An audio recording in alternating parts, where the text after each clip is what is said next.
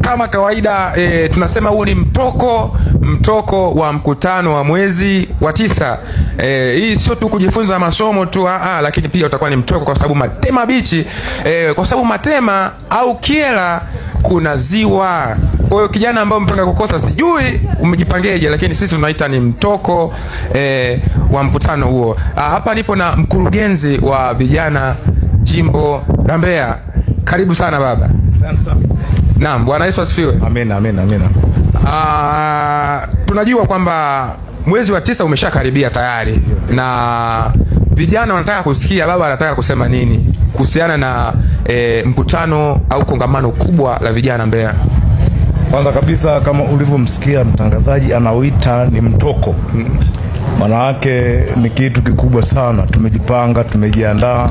Kila wilaya inanipa matumaini makubwa kwamba tunataka kuwa na mtoko, sio tu mkutano, ni mtoko, kwa sababu kwanza kuna ziwa, kuna vitu vingi vya kushangaa kabla neno lenyewe, kuna vitu vingi vya kushangaa, lakini zaidi ya yote kuna mafunzo. Watu wamejipanga kufundisha, watu wamefunga kwa maombi, watu wana Google, watu wanatafuta material ili kwamba watu waje washibe.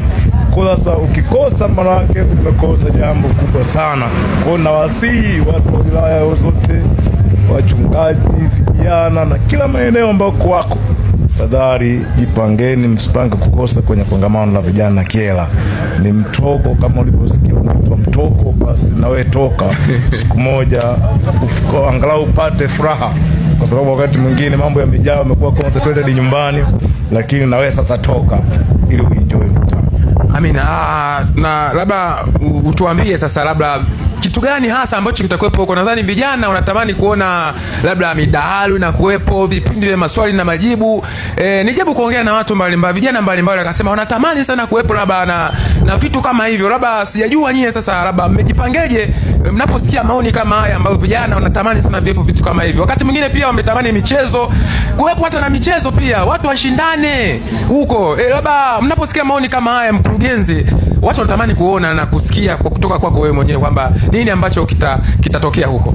Kwanza kabisa, kuna kijana mmoja anaitwa Boniface Moikole, ndio na kijana yupo kwenye nafasi ya michezo, na karibia makongamano mengi tumekuwa na michezo, tumefurahi, tumecheza mpira wa miguu, tumefurahi, lakini maeneo kadhaa ambayo kidogo hayakuwa na viwanja tulikosa maeneo haya. Tunaweza kaona kama tunafanya kongamano la Ileje, hata kama tunachezea mpira wapi, hata uwezi amini ni kuinama na kuinuka, mahali pa kuchezea hamna. Lakini maeneo yote ambayo yamenyoka na viwanja, bwana Boniface Michael iko vizuri kwenye ile eneo.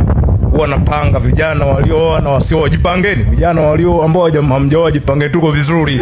Sisi ambao tumeoa tuko vizuri, na mara yote zote tunawafunga. Safari njoo ni vizuri, bado tunafanya mazoezi, uwezi amini tuna mazoezi yetu, na tukikutana hakika tutawafunga tena. Kwa hiyo michezo ya kutosha ipo, ni jambo zuri. Jambo la pili, umezungumza kwa habari ya maswali na majibu. Tumejipanga safari hii, kama hivyo kaambia wachungaji hawatakaa kazi, bado wapewe kazi. Maana yake tunafanyaje? Tunataka siku ya maswali lakini haitapatikana majibu. Tunataka wachungaji wakadigest, baada ya maswali waende kwenye chumba chao wajadili, ili vijana wanataka hivi, mnasemaje? Watakuja majibu kesho yake. Kwa hiyo huenda jambo likawa zuri zaidi kunavyofikiria. Wewe njoo na maswali, jiandae na swali lolote, na maada mlio swali la kujenga.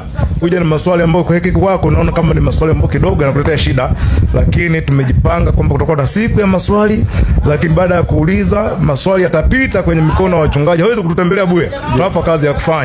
Baada ya maswali wao nje ya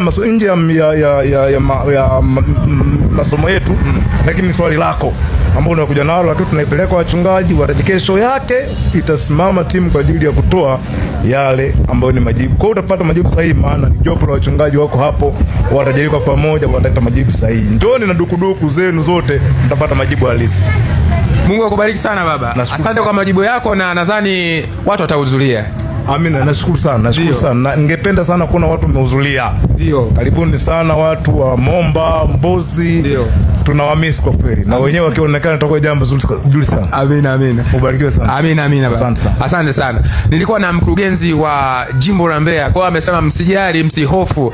Michezo itakuwepo, lakini maswali na majibu, midaharo pia vitakuwepo. Kwa hiyo usipange kukosa. It's me, Chris Lucas, all the way from Mbeya, Tanzania.